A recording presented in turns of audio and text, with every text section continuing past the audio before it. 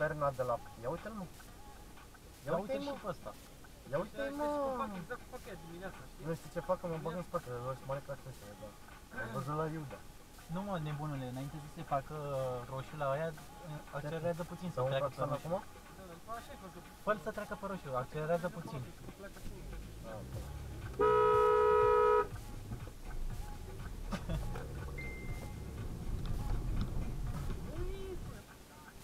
Uite, ăla mănâncă cu astea. Mănâncă cu astea. A blocat vizibilitatea. N-ai niciodată nu parchezi, mă, pe trece sau lângă că... Da, mă, da. Îl ai pe conștiința, că dacă știu vine unul, că nu vezi, mă, nu vezi trecerea aia. Spânte mașina toată viața. Bă, dar asta cred că nu vrea să treacă. Da, uite ăla cum s-a dus prin dreapta lor. Și tu vezi, mergi să te duci.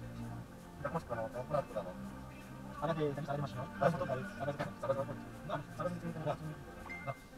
Și am ajuns pe acolo, așa, continui de la nu te la văzând, în ăsta, așa, ale de mașină spui. da, tu mergi așa. 720 peți, bine zic. Bă, ești pe aici. Hai, vezi, da, știi, nu? Da. Bă, ești pe dolar. Bă, ți-am zis ăsta, cu cea, cred că nu vrea să treacă, mă.